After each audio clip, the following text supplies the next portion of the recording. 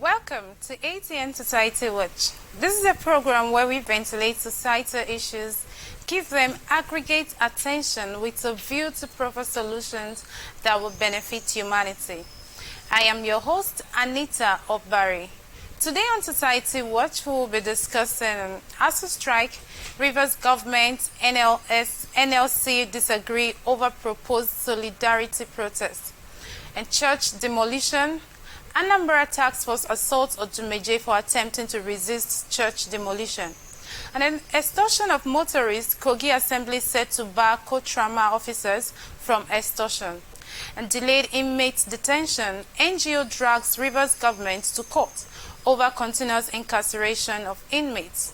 And with us to discuss these issues today is a human rights advocate. I will introduce him to you when we return from this break.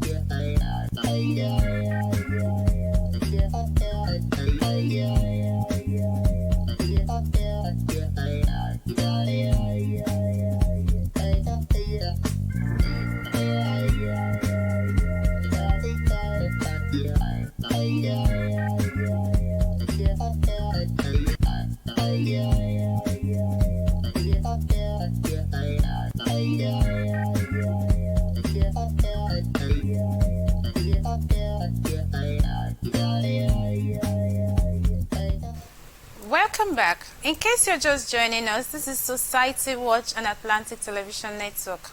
And with us on the program today is a human rights advocate, Barrister Haya King. Sir, you're welcome to the show. Thank you very much. It's so good to have you here.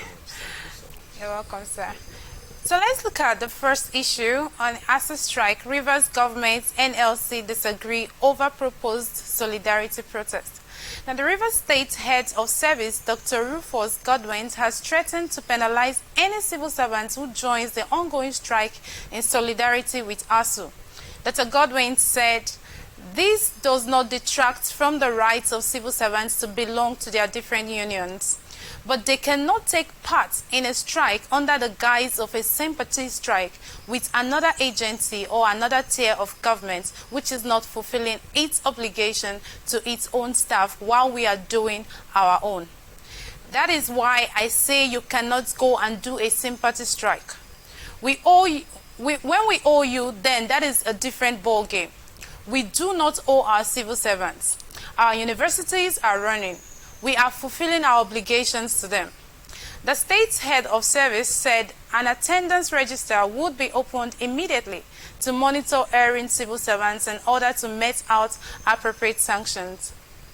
It says, under the public service rules applicable to the services, every civil servant knows that absence from duty is an act of misconduct and there is a punishment for it.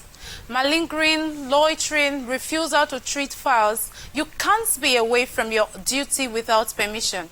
You will be queried, and especially so if the absence was occasioned by an illegal motive for you to take part in a strike that we do not allow you to take part in, Godwin said. Now, reacting to the threat, the state chairperson of the Nigerian Labour Congress, Beatrice Itubo, said nobody has called for any national strike. What happened was that we went for a National Executive Council meeting last Thursday. There, the directive was given at the floor of NEC that the Labour family wants to join ASU and the students in solidarity. Based on that, we should come back home and sensitize our people so that any day the whistle blows, we will all join. So I don't know whether the Rivers State government got their news that we are going to begin a nationwide protest. There is nothing like that. Check all our websites. But of course, everybody in this country is in solidarity with ASU and also sympathizing with the students who have been at home for almost 6 months now. It is because most of their children are not studying in Nigeria. Now, it's true that there are solidarity strikes. Groups want to join their sister groups in solidarity so that the government can actually perform to meet all the demands and then bring an end to the lingering strike. But then looking at the position of the Rivers State Head of Service, that they are not owing their civil servants, and so going to join another sector in their own strike because the government has refused to meet up their demands amounts to failing to fulfill their duties in the River State. Do you agree with that, sir? Well, I agree with Godwin to the extent that if you are fulfilling your obligation and the other union is not fulfilling your obligation to them and you don't have right to join, I also agree to that extent. But again, the ASU strike, is it not affecting the civil servants in Rivers State? Because these civil servants, they have children that are Uniport. Yes, truth be told, the Rivers State University is running. They are taking. In fact, I was talking with one of the professors yesterday, and the professor told me, he said, yes, that what actually happened was that the government of Rivers State increased their salaries. And that most of them, in fact, he gave me comparison. He said a professor in UST, University of Rivers State University, earns more than a professor in the University of Port Harcourt. I said, wow, I was so surprised. A professor was telling me yesterday when we were talking about this. And he said, so that is why that they are trying that again. I said, what about your projects? How do you fund them? He said that there is a third fund, that this third fund is also trying to take care of the Rivers State University. That's why you have not seen them embark on ASU strike. But beyond that, what the civil servants are saying, what the Labour Congress, which is an umbrella body for the whole unions in Nigeria, what they are saying is that they should join to sympathize with ASU. I agree with that. I agree with that. Our students, our wards, our children have been at home for 6 months now. Why should that be? So for the Rivers State, for Godwin's, my friend, for Dr. Godwin's, the strike is not against Rivers State, but against the federal government. So I think the Rivers State should even encourage it. They should encourage it to press the federal government to listen to ASU. That's my own thinking. The Rivers State government should even be in the forefront to say we champion this strike to press on, because our children are in Uniport, our children are in the federal universities, like the chairperson of NLC in Rivers State, Beatrice Utubo said. Beatrice Utubo said it's just a warning that they have just sensitized them, that they've asked them to come home and talk to their people, and not just Rivers State, the whole nation. I am in solidarity with ASU. If ASU is going on strike, if they are going in solidarity, I will join. Hayakim will be there. Because our children, how can you shut down university for 6 months? Why don't you shut down executive for 6 months? Why don't you shut down the National Assembly for 6 months? Why don't you shut ASU Rock for 6 months? I mean, let's shut ASU Rock for 6 months. Shut ASU Rock. Buhari should go to Daura and stay. Wike should go to Rume come and stay. Leave the government house. The IG should go to his village. Let us see what happens. So, I mean, why are we pretending? Let the right thing be done. So, if Rivers State government, yes, like Godwin said, legally speaking, if I'm fulfilling my obligation, you don't have a right to infringe on my own right by going on strike. But again, they are not saying they are going on strike because Rivers State government is not fulfilling their obligation. They are saying that they want to sympathize with ASU. NLC is saying we want to sympathize with ASU. And the Rivers State civil servants are members of NLC. But you also know that why they are sympathizing with ASU Also affecting their service in Rivers State. Oh yes, unfortunately, is the ASUU strike not affecting services? Is it not affecting services? The children that are at home now, are they not getting involved in things they shouldn't get into? What about the parents? The psychological effect alone. A student that is supposed to have graduated this year, he will not graduate again. The ones that are supposed to be in school now, they are not going to be in school. Like British Otubo said, their children are abroad, so they don't care, they don't give a damn. Otherwise, which sane country will shut down university system for 6 months? 6 months. No country does that. It has never happened anywhere in the world. That is why I'm challenging them. Let us shut National Assembly, shut state assemblies, shut Aso Rock. Everybody stay in your house. I will go to my village and go to farm and put ugu there and be collecting ugu, put maggi, put pepper. I will eat it and nothing will happen. Will be there. Uproot cassava, cut the cassava, grind it. I know how to fry. I know how to turn cassava to different meals. I can do all that. Understand what are you talking about? If we shut down every system, then the country is actually at that is what the government wants. That is what the government wants by their conduct, by their action. That is what they want. So who is afraid if you shut it? Didn't we shut down the world? Did anybody die? We shut down everywhere during COVID. Even was he moving around anyhow? So shut it down again. Well, I mean, it's getting out of hand. It's too much. The insecurity is there. No food is there. And now the students are supposed to be at home, be in school. They are now at home. No money to feed them. What are you talking about? Things are broken down. Let's let the truth be told. Let's not harass the civil servants. Let's not harass them. They are saying our children are home. Let me tell you, even the Godwins himself, this ASUU strike is also affecting him. He has children.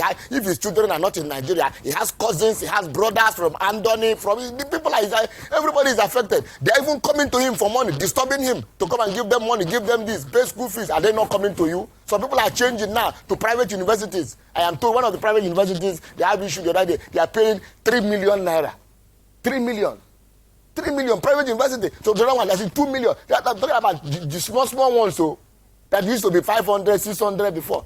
1 point something. So what are we talking about? Who will be able to afford it? So the person was telling me, one of those I was talking to, say, I cannot afford it again. I have to take away my child from that university to another place again. Even I mean, so it's really getting out of hand. Let government respond to ASUU. And this issue of ASUU is not now. They are told is a problem of over 30 years, over 25 years. Nothing has been done. They will promise, they will fail. It's not this government, to be frank. It's not Buhari's government. It is inherited. It's there. It's accumulated, promises, MOU, failed promises, failed honoring of agreements, and all. And not just this Buhari government. It's been there.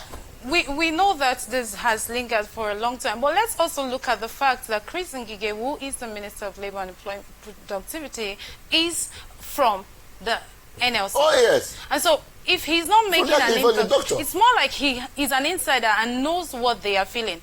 But yet, we still have the lingering strike. So does it mean that it is just those who are out there, who are not in the government, that feel the pain? And then when you get into the government, you probably see the way things are real, and then... Actually, that's my thinking. That's my thinking. Some of them I know before they went into government. If you see the way they talk now, you see the way they behave, you see the way they pick calls, you see the way they talk. I see them on television. I used to wonder, is this one? Some of them used to be my comrades who were fighting human rights together. And I was asking myself, one of them was asking, I said, come on, if I join politics now, is it this way? Will I still behave like this? He said, bros, it's beyond that.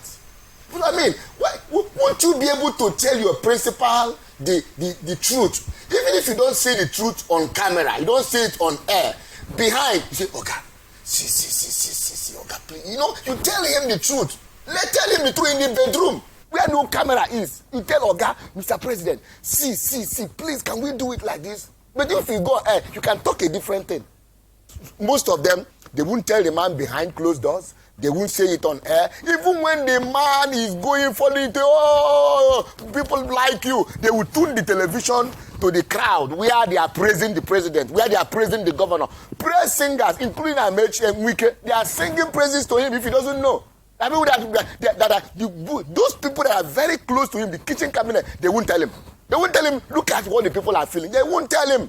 They will tell him what he wants to hear. That is what happens in our leadership in Nigeria. That is what one of them told me. What he told me, he said, hierarchy. I said, Oga. He said, if you join, they will tell you that black is white and you will go and say it. I said, me, say black. He said, yes. Say you will say it. a politician was telling me. So what do you think So can sad. actually put an end to these recurrent strikes? Well, do you know, I took up, if I know, if I know this, I would have brought a magazine, 1992 magazine, ASU strike, 30 years today. I think I put it on my Facebook and I said, it was a time Newswatch magazine, headline, ASU in battle with blah, blah, blah, blah. It's a headline. Magazine of, I think, May 1992. ASU, 30 years. And I asked a question, and I got a lot of reaction, and I said, what has changed? What has changed? Nothing. ASU strike, 1992. Till today, it has never been solved. And because government does not want to solve it, a lot of people have proffered solutions, papers on what to be done.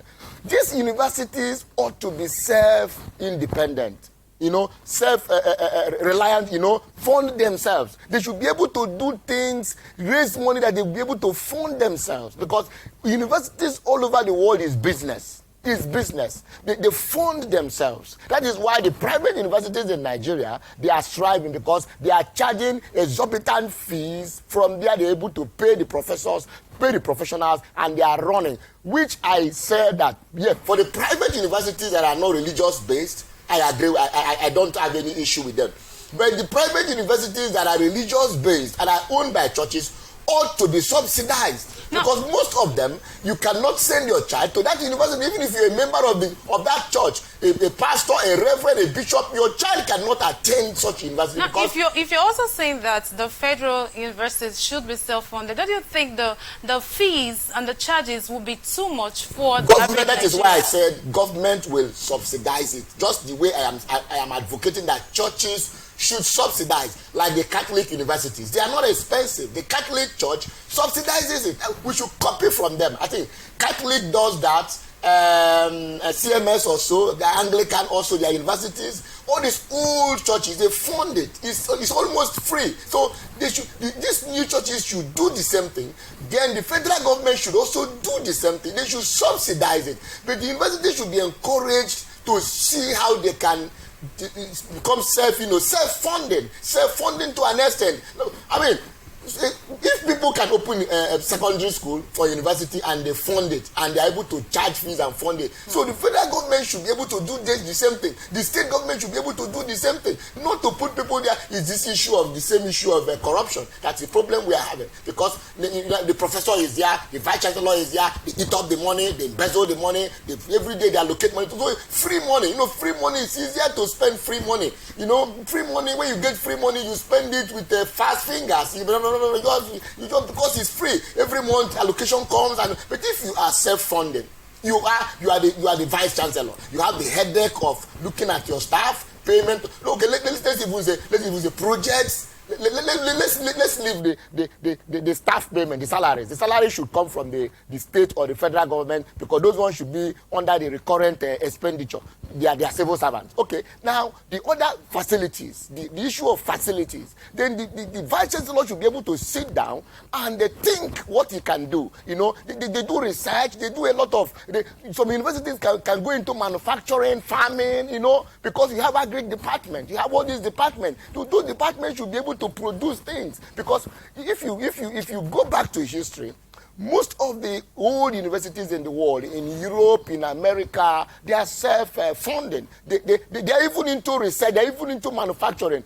Government will even give them money to do a research on an issue or a medical issue, scientific issue, and they research and they bring it and they get patent. They make so much money. So from there, but Nigeria, anything good, we don't think that way. It is the evil side we think about it.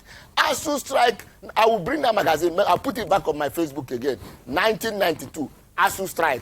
2022, ASU strike, the same problem, not solved. So I don't know when it's going to be solved. Is it when all of us are gone? Who will solve that problem? From the military period, it's been there. It's been there. But again, what I'm talking about now, a lot of people, professors have said it, I've listened to a lot of them. The Fafuas, the Jegas, when Jega was in ASU, all of them, I've listened to a lot of them talk about this university funding and all that, that the federal government or the state government has no business. Look at even their schools, when they took over schools in Rivers State. Look at their schools. Sorry. Let me mention some of them. The Nitona, the Stella Maris, government secondary school, Borokiri, and all that. When they were being funded by the state government, go and look at them. But right now, they handed them over. I think it was Amechi that did it. I made sure this week handed them over back to the missionary. Go and see those schools now. Go and see where those schools are running now. And the fees are moderate. Everything is fine. The students are well behaved. In fact, every time you pass by Stella Maris or in Itona, you don't even see anybody outside. I'm told that the students are there. I think this time around, it will give them a cause to rethink and come up with very good solutions. After 30 years, I wonder when they will. Maybe we'll just keep being hopeful. All right, let's just move away from that and look at that on church demolition. Anambra Task Force assaults Odumeje for attempting to resist church demolition. An Onitsha-based pastor, Chukwuemeka Odumeje, popularly known as Ndaboski Bahos, has been reportedly assaulted by the Anambra State Task Force for allegedly trying to resist the demolition of parts of his church. Odumeje's church had in March this year been marked as one of the buildings sitting on drainage channels and marked for demolition by the Anambra State government. Professor Chukwuma Soludo, the Anambra State governor, had visited Okpoko, a slum in Onitsha, a day after his swearing in, and promised to sanitize the area by ensuring that drainages are free. In the course of the demolition exercise, sources said Odumeje had moved to stop the officials of the state government from demolishing his church when he was abused by security men who accompanied the demolition team. Let's just have a footage of that.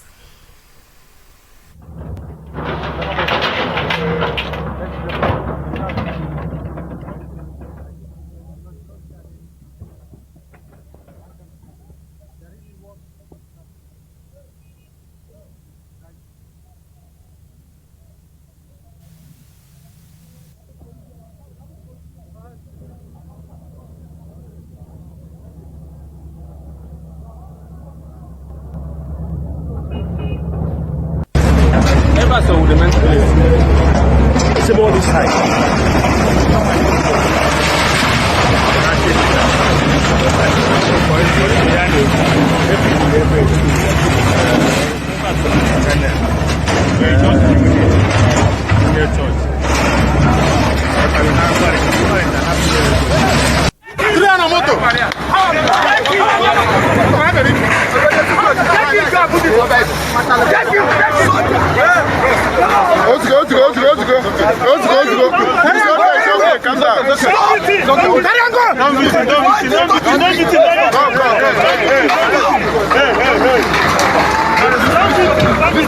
It's okay. I can come down now.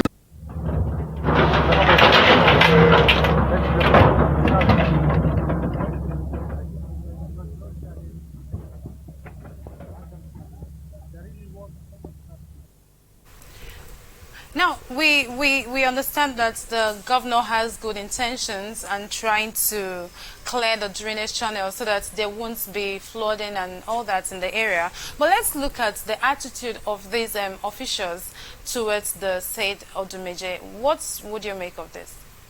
Clearly, he was assaulted because I saw the other man giving him a blow or something from behind. And the other one said, don't beat him, don't beat him. Clearly, he was assaulted. But where he was going, I don't know, because I know that I don't think that Odumeje, I don't know him before now, but I don't think actually he was clearly going to, was he going to stand in front of the bulldozer, or was he going to climb up the bulldozer and stop it? So I don't know where he was actually going when they were trying to push him back. And the man that was actually hitting him had no business hitting him. That was clearly assault. He never assaulted anybody. He never... I didn't see him hit any man or any woman there, but I can clearly see them assaulting him, and he has a case. He shouldn't be assaulted. Wherever he was going, I don't know where he was going, but if you watch the video, he was trying to stop them. How was he stopping them? He wasn't human. It wasn't actually human that was. They were not using hammer and something to destroy. It was the payload. Is it payload? They call it a bulldozer, crane, or whatever.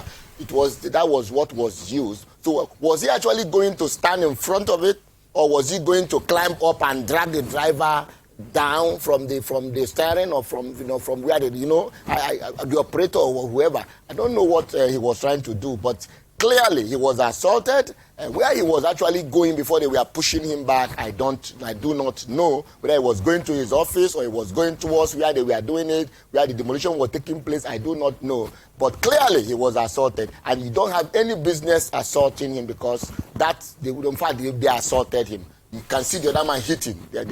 Clearly he was assaulted, and that is unacceptable. You don't touch your fellow human.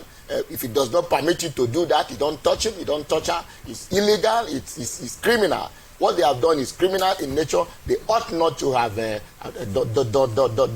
that. But I don't know what happened. Is it that, again, now looking at the law, now let's get to the law. Is it that church was not built now? That church was built years back. Was it that the local government or the municipal council or the state government did not approve?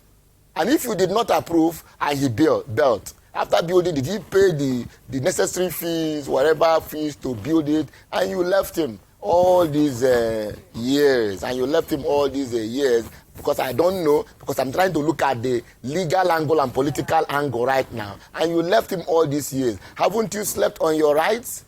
Now, if you have been given him permission to build, after these years he has built, all these years giving him the permission, do you just come now and say it's an illegal structure? No, the answer is no. You don't come and say it's illegal structure. You must pay him compensation. Is it that you have offered him compensation and he has refused to take compensation, or have you paid him compensation before he came to demolish and he's now trying to say don't demolish? So these are questions that needed to be answered. Like I said, if you permit an illegal act, you participated in an illegal act. You can't turn around and say crying foul. No, you can't. You participated in an illegal act. So if the government participated in an illegal act of permitting him, whether by payment or by keeping silent and permitting him to build on waterways or channel, water drainage way, you now turn around after 5 years or 2 years or 1 year or 10 years and now come and say it's an illegal structure. After you permitted him, you cannot do that. You must pay you must pay compensation. That is it. You must pay compensation. What the governor is trying to do is for public good. Well, yeah, it's for public good. So you pay compensation. You must pay adequate compensation, because you permitted him to build all these years. Maybe he didn't know. He is not in government. He doesn't have the master plan to know whether that place is drainage or not. You don't. So what a reasonable government does is to pay compensation at that level. Okay, pastor, don't worry. Everybody that is building on this channel, waterway, we are going to pay you. I think Amechi did it in Rivers State when he wanted to remove that building along in D-line. There was a place, one big building that was blocking a street. Amechi paid and now removed that building. That's what government does, because your predecessors, the previous governors, the previous civil servants, the previous people in land, they permitted it. And when they permitted it, you cannot come today and say, because you have assumed governor today now, that what they did 10 years back was wrong. No, you don't do that. Well, what about what you are doing now? So anything you are doing now, somebody will come in 5 years and say it was wrong? I'm concerned about the fact that most times, even here in River State, we see some people erecting structures on drainages, and like their shops and stores and all that. And so probably there was a drainage there already. So he should have known that there was a drainage. No, you don't say he should have known. Government will not give you permission. It's government that will say no. Okay. We are not giving you permission. All right. And if they refuse to give you permission and you build, they demolish immediately. They won't wait for you for 5 years or 10 years. That's the way the law should apply. Okay. They demolish it immediately. But if the people in government then kept quiet by what we call a lashes and acquiescence, they lashed and they acquiesced to you staying there, and you probably paid some development levies, permission and all that and built. There's no way you would have built that job without building plan approvals and all that. So if they have approval and all that, he has a very good case. They will pay him heavily. So what the government ought to have done now, okay, right now, all 1, 2, 3, 4, 5, 6 you built on water drainage. This thing is causing havoc to the community, including you, including myself. All of us are not happy about it. Okay, no problem. Valuers, please go value their properties. We are going to relocate them, or we are going to pay them off to leave that so that we can come and get back that. That's how it's done. That's how it's normally done. We cannot just come and say they are illegal structure. They were built 10 years ago illegally. When the government permitted them, you now come and demolish. How you don't do anything like that? You don't do. That means what we are doing today. So even after you demolish now, maybe in 8 years or 10 years after you leave, another governor will come and say, what Soludo did in 2022 was wrong. Odumeje, go back and build your house. Is that how government should continue? No, that government can't continue. Anything the previous government does is binding on any subsequent government. That's the law. All right, thank you very much, sir. We'll just go on a short break right now. I'll be back.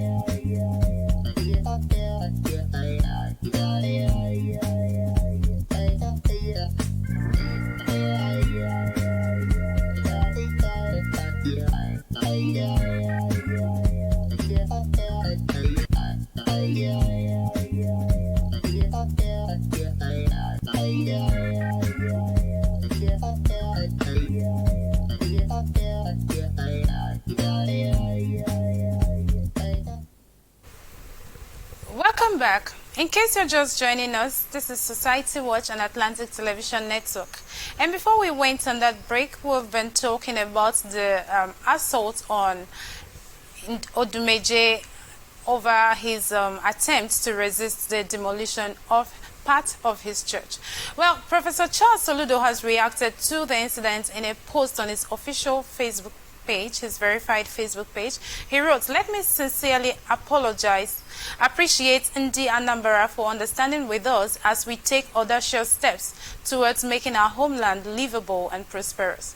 On this journey, imperfect steps will be taken. Emotions will run wild and opinions will grow thick.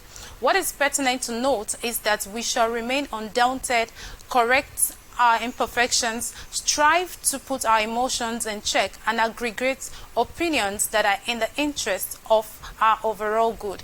Yesterday's outing has evoked emotions not against the decision of government, but the imperfect and unprofessional manner with which one of the task force members discharged his lawful duty.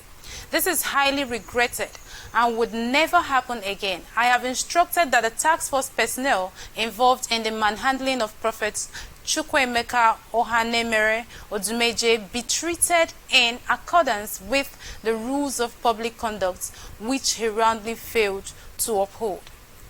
Now, so there's been a whole lot of reactions following this post by the governor, Charles Soludo. Now, most people are saying he should have expressly apologized to the person of Odumeje, but instead he just said they regretted it and that the personnel involved will be dealt with in accordance to the law.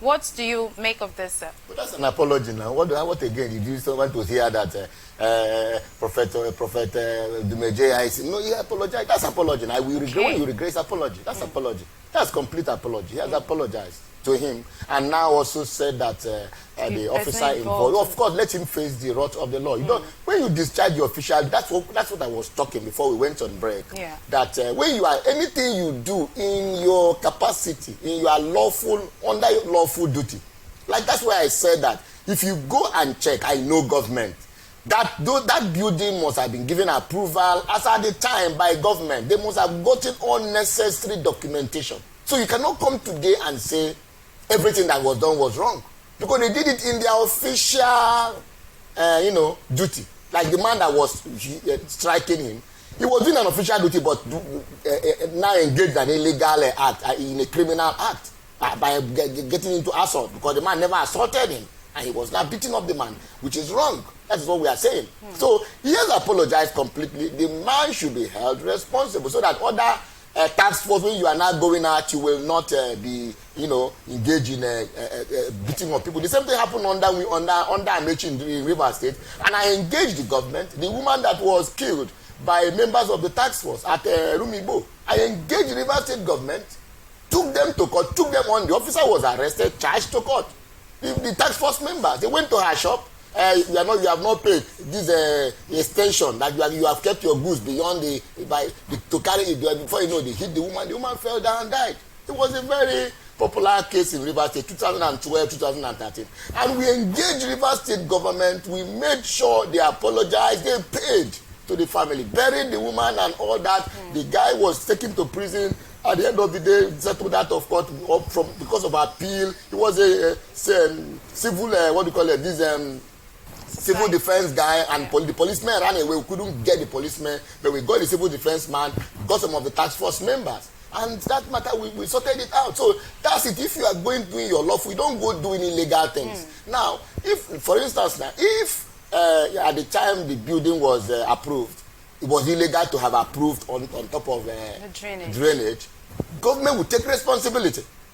Like now, Soludo is taking responsibility for this act. But also, a few hours after making that post, it was pulled down.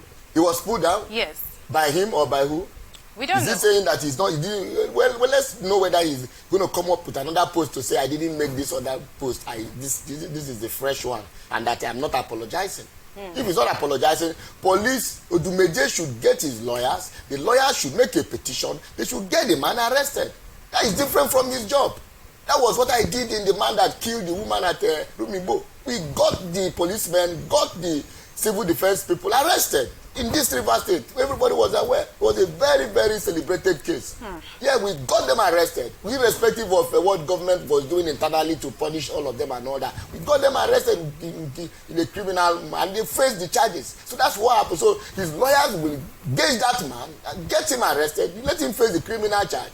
That is not what Soludo sent him to go and do. Definitely that's not what Soludo did. Soludo didn't say go and beat people. No. Yeah. If anybody, all he could have done, there is even an offense. If assuming Odumeje comes out, stands in front of the bulldozer, say, you are not bulldozing anything. Do you expect the bulldozer to bulldoze him? If the bulldozer bulldozes and kills him, he will face murder.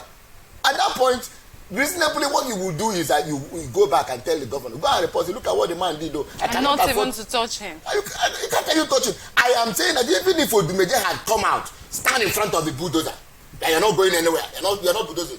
Do you expect the bulldozer to kill him?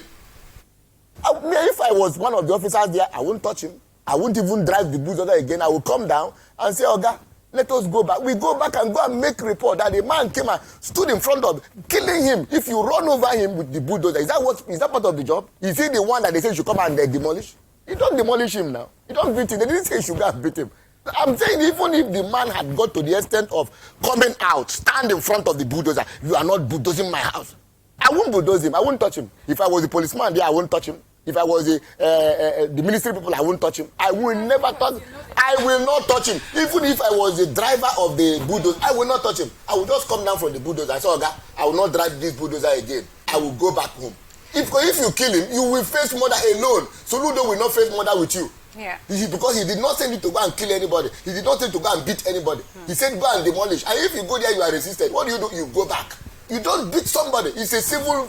That job is not a war situation. You're not going to war. The man is not armed. But if the man comes out with arms, begin to shoot you, you can defend yourself. Right. But so long the man didn't come out with arms, even if you are soldiers, you are going to guide people, you want to supervise demolition, and the owner comes and says, you are going to kill me today, and lie down and ask the bulldozer to run over him. I will not run over him. I will not even give the order for him to be run over. I will just stop the job and go back and report to my superiors. I will not plan how to come again. Then you cannot go after that. Then you cannot go and make a report against him. Police will arrest him. When police arrest him, they will face charges for obstruction, or obstructing you from doing your lawful duty. Everything has law. You don't just leave him at that point. Go back home. Then make a petition. They will arrest him. And say, why did you stop people from doing their lawful job? It's a criminal offense.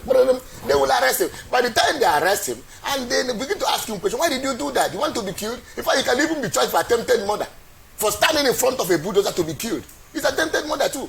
So from there, you see how the law works. So everybody is free. You don't beat anybody. That's the law. Thank you very much, sir. Let's just move away from that and look at that on extortion of motorists.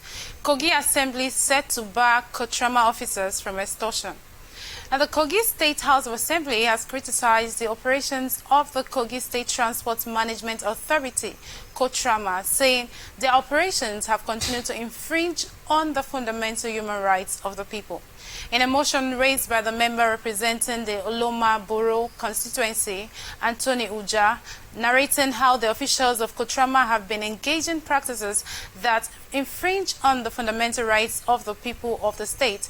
He said the House has empowered the Kotrama officials as new marshals to sensitize the road users on proper usage of road and enforcement, control traffic at intersections and roundabouts, help school children at zebra crossing, and help accident victims and clear off the road accidents debris. Painfully, to the greatest surprise of the unsuspecting public, the traffic officers became dreadful, leaving their core mandates and began to unleash mayhem on road users for flimsy violation of traffic rules, exhibiting a flagrant display of unwholesome practices and high-level compromise for extortion and bribery from unsuspecting motorists and commuters. In some instances, they were accused of arresting motorists and commuters at will. In some cases, beat up their prey for not meeting their demands without contravening known traffic laws. Now, one of my major concerns with this part of the issue with Kotrama, I think this is more with every other task force, especially when it comes to traffic and all that. You keep seeing them abusing and extorting from people on the road. Is it that they are not properly educated before they embark on their duty, or they blatantly refuse to follow the rules that has put them into operation? My dear sister, answering your question truthfully, honestly, these are political settlers. These are political thugs. They don't know anything, no matter how you train them, no matter how you try to train them, they will not abide. They are thugs. They are not educated. They are thugs that were used for the election. And this is one of the ways to settle them. Say, some of them are not paid, like the one that was in Rivers State. What's the name again? The one this government banned when it came. That's when Wike banned. It was set up by Amechi. What's their name too? The same transport. Timariv. The same operation. They were all cult boys that gladly, when Wike came, Wike now disbanded them. But he also went and formed another one. These ones now that we have, when you get to garrison, you see them. What is a task force man doing with spanner and dagger? And because they don't have gun, they have dagger, gun, dagger, knife. What are they doing with the spanners? Along under the flyover at garrison. That's the same people. The same way they operate all over Nigeria. These are touts. So who are we going to hold responsible for these unprofessional attitudes? Government set them up. Yes, like I told you, they are people that government want to settle. The Rivers State, they were not even paying them salary. Timari, they are still in court now. They are in court. I am even aware of one of their matters. They are in court. Wike disbanded them immediately. Came in 2015. Instead of maybe refurbishing them or something, he now set up his own. The one he set up, they are even worse, harassing legitimate indigenous and non-indigenous people that are contributing to the meaningful development of River State. You can't stop car on the road. Everywhere you stop, they will tell you it's illegal. All along, nowhere, no bus stop. You stop at bus stop problem, say you don't cross the bus stop. They are targeting flashy cars, targeting vulnerable women and vulnerable people. They jump into your car, they collect your car key, they harass you. They are with dagger, they are with spanner, they are with screwdriver. They are under the flyover. Garrison, they are there. The other place where they are again, they are Arumola, they are there. They are doing both police work, traffic. Is that what? Why are you always at under flyover where there are traffic? Where are you always there? Is that what? Meanwhile, you will go along the road like as I'm coming here now. Look at there's a big truck on that turn to enter this office after AIT. They will not go and remove it. There's a big truck there now, spoiled. Nobody is inside. No sign. But the vehicles will run into it and people will die. Look at the mandate of Kotrama. It's the same thing to clear the road. And I say in Rivers State, the task force, they are there. Go now. After you pass AIT,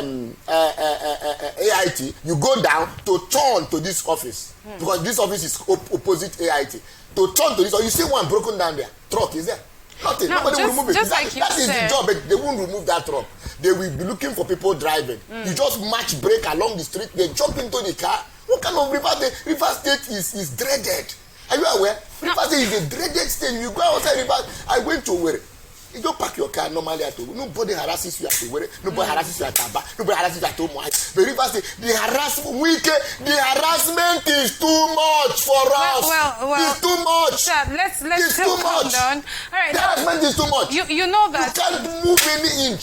Your wife will go, and before you know, they've cut your wife. You come and pay 50,000 to tout. People are better. You acknowledge that the government. Oh no, it's too much. Now the Kogi State government has the Kogi State House of Assembly has decided to consult them, invite them, and to put a mandate to ensure that there is no more extortion. Do you think that move is actually going to work? It won't work. These are people that they smoke, they drink. They are drug people. They are interested in what will go get. Just forget that one. In fact, even if you place them on a good salary, they will not even do that work. What will police be doing? We have police already. We have the traffic division of police doing this same work.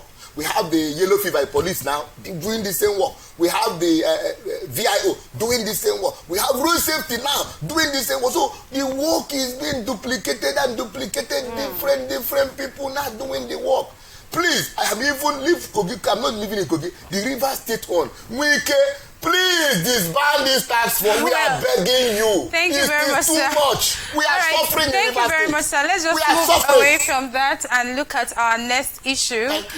A group in the River State has taken the government to court over delayed incarceration of inmates. A non-governmental organization, Legal Care Advocacy Foundation, has sued the River State government, the Commissioner of Police in the state, and the Deputy Comptroller, Maximum Security Custodian Center, Port Harcourt, over the continued detention of more than 100 inmates. Now, they are seeking the release of the inmates from the Port Harcourt Correctional Center.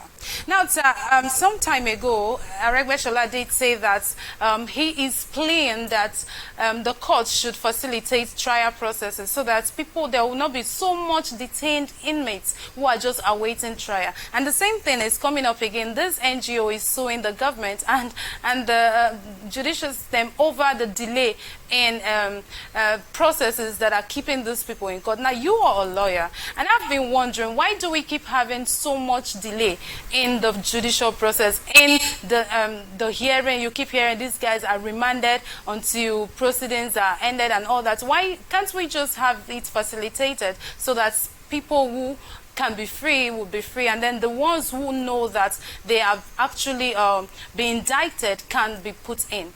Sincerely speaking, it's a government problem. It's something that has been there for long and is difficult to solve.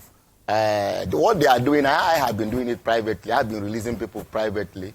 What they are doing, I commend them anyway. I commend the organization, but Higher King has been personally doing it because of the new, it's no longer new, it's over 7 years now, what we call Administration of Criminal Justice Act and Law. You know, that law has now made it mandatory, and it has now given a timeline upon which the DPP, that is the Director of Public Prosecution, through the Attorney General, will bring his legal advice before these people are freed. So I have been using that law now to apply, and they have released some substantial inmates from Port Harcourt prison. We just apply, the law says you must bring your advice within so day, and if you don't bring it, release the person. And they have agreed with me, and we have released some. Last year I did release some of the inmates. You know, I can't do a lot because then coming to the why can't it be facilitated? It's difficult. Number one is that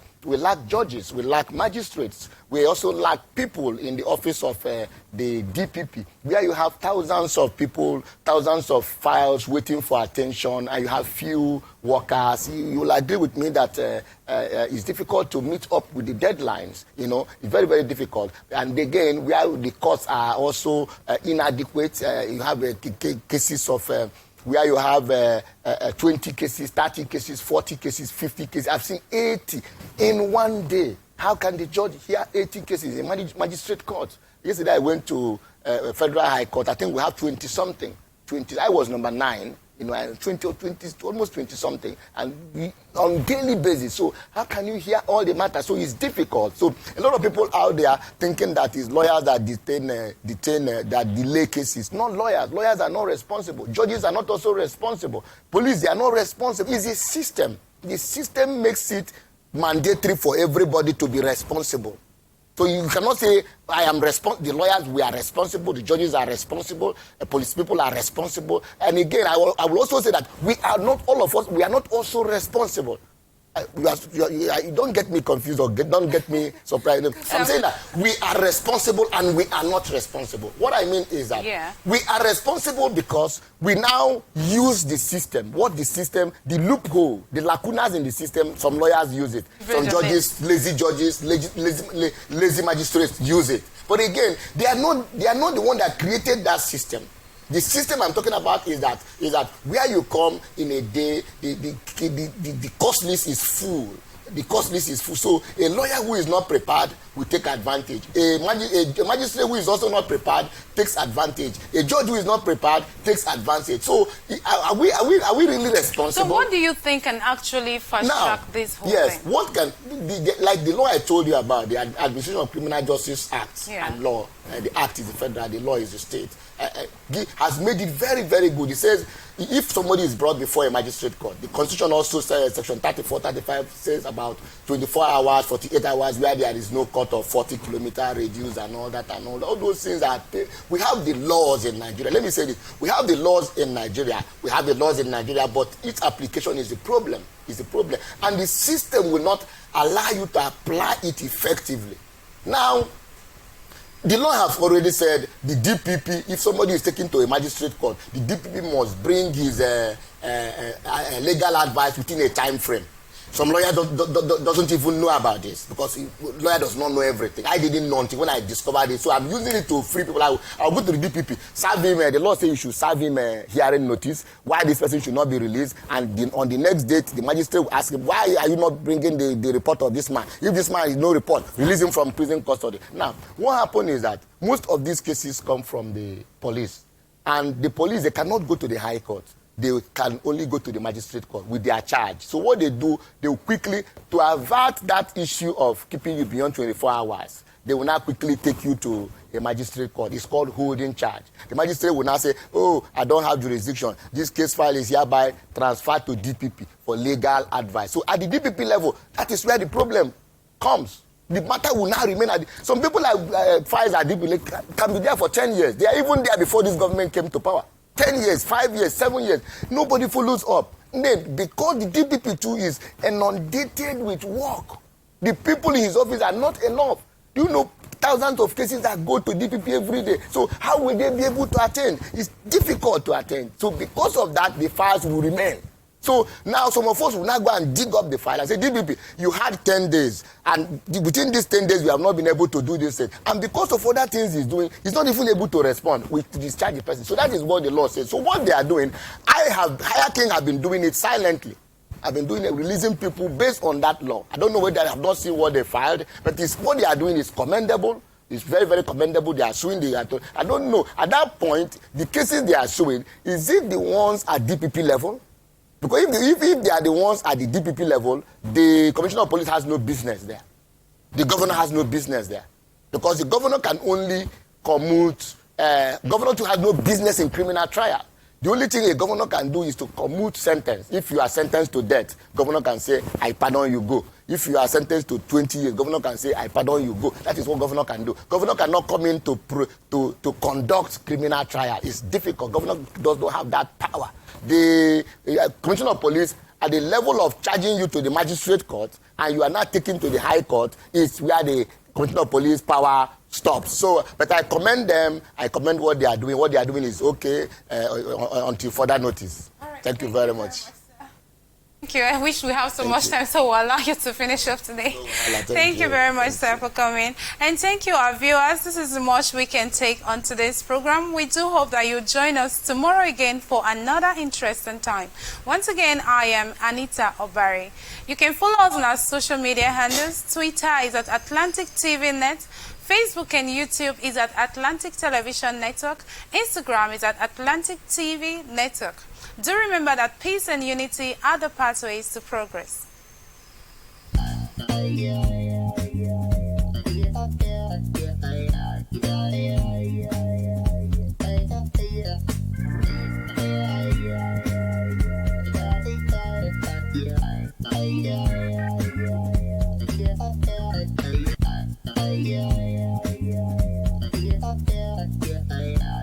Yeah.